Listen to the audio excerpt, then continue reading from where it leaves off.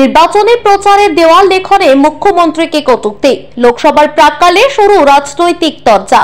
লোকসভা নির্বাচন এখন কেবলমাত্র সময়ের অপেক্ষা, কারণ ইতিমধ্যে লোকসভা নির্বাচনের নির্ঘণ্ট ঘোষণা করেছে নির্বাচন কমিশন।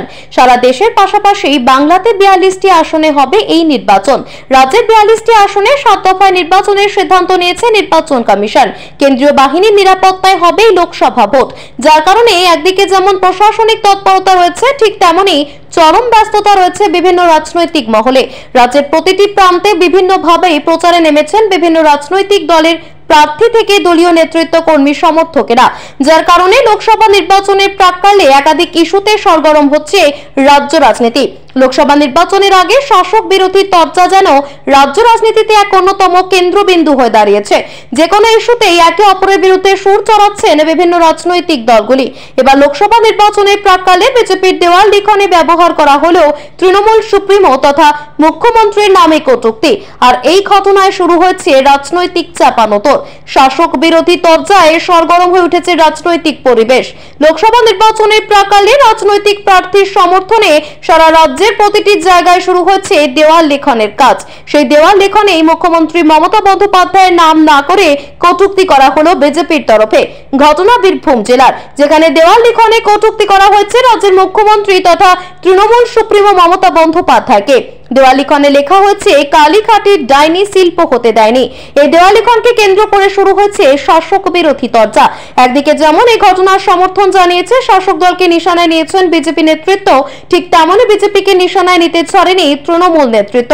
যার কারণে আসন্ন লোকসভা নির্বাচনের আগে নির্বাচনী প্রচারে দেওয়াল লেখনকে কেন্দ্র করে বীরভূম জেলায় নতুন করে শুরু হয়েছে রাজনৈতিক চর্চা। দেওয়ালিখন প্রসঙ্গে বিজেপির জেলা সভাপতি ধ্রুব সাহা জানিয়েছেন, দুবরাজপুরের সাধারণ মানুষ ও বিজেপির সমর্থনে দেওয়াল লিখছে। তবে দেওয়াল লিখনে যে মন্তব্য করা হয়েছে তা তো সত্য।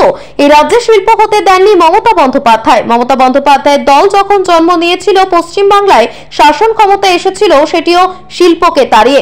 পরবর্তীতে প্রত্যেকবার বড় বড় সামিট করেছে, নাচা হয়েছে, গানা হয়েছে, খানা হয়েছে, পিনা হয়েছে, কিন্তু কোনো শিল্প হয়নি। পশ্চিমবঙ্গের বেকার যুবকদের স্বপ্নই থেকে গিয়েছে বিগত 12টা বছর ধরে। তারা শিল্প আনার জন্য কোনোদিন দিল্লিতে দরবার করেনি, এমনকি কোথাও কোনোভাবে অ্যালিগেশন, ডেপুটেশন দেয়নি। কালীঘাটের ডাইনির আন্ডারে এরা চুপচাপ থেকেছে। বীরভূমের মানুষ এটা লিখবে, সেটাই তো স্বাভাবিক। তবে আসন্ন লোকসভা নির্বাচনের প্রাক্কালে দেওয়াল লিখন সহ একাধিক ইস্যুকে সামনে নিয়ে এসে দুবরাজপুর বিজেপি বিধায়ক অনুপ কুমার সাহা জানিয়েছেন, 3 বার শতাব্দী রায় তৃণমূলের টিকিটে জয়ী হয়েছেন, কিন্তু বীরভূম লোকসভার জন্য কোনো কাজ করেনি। এবার শতাব্দী রায় কুপোকাত হবেন। বীরভূমের জন্য একজন অ্যাডমিনিস্ট্রেশন লোক প্রয়োজন ছিল। বিজেপি প্রার্থী দেবাশিস ধর তা পূর্ণ করবে। বীরভূমের মানুষ আশীর্বাদ অবশ্যই করবেন, কারণ এই নির্বাচন কেন্দ্রের সরকার গঠনের নির্বাচন, যেখানে প্রধানমন্ত্রী নরেন্দ্র মোদীজির বিকল্প কেউ নেই। সে নির্বাচনে সারা ভারতবর্ষের সঙ্গে সারা পশ্চিমবঙ্গের প্রতিটি লোকসভা কেন্দ্রে ভারতীয় নাগরিকরা ভারতীয় জনতা পার্টির প্রার্থী যারা হবেন তাদেরকেই সমর্থন করবেন, কারণ আমাদের টার্গেট রয়েছে বাংলায় 35টা আসন। যদিও লোকসভা নির্বাচনের প্রাক্কালে মুখ্যমন্ত্রীকে কটাক্ষ করে বিজেপির দেওয়াল লিখন নিয়ে তৃণমূলের তরফে জানানো হয়েছে, ওরা সবাই বাইরে থেকে এসেছে, ওরা বহিরাগত, এটা বাংলার কালচার নয়। ওদের প্রধানমন্ত্রী একবার মুখ্যমন্ত্রীকে কটাক্ষ করেছিল, যার জবাব জনতা দিয়ে দিয়েছিল। আবার 2024 লোকসভা নির্বাচনে সঠিক উত্তর পাবে তারা। যদিও এই দেওয়াল লিখন নির্বাচন কমিশনের দ্বারস্থ না হওয়ার কথাই জানাচ্ছেন দুবরাজপুর তৃণমূল নেতৃত্ব। তৃণমূল নেতৃত্বের তরফে জানানো হয়েছে, আমরা জনতার দরবারে মুখ্যমন্ত্রীকে গালিগালাজ দেওয়াটা পেশ করব, সিদ্ধান্তটা তারাই নেবেন।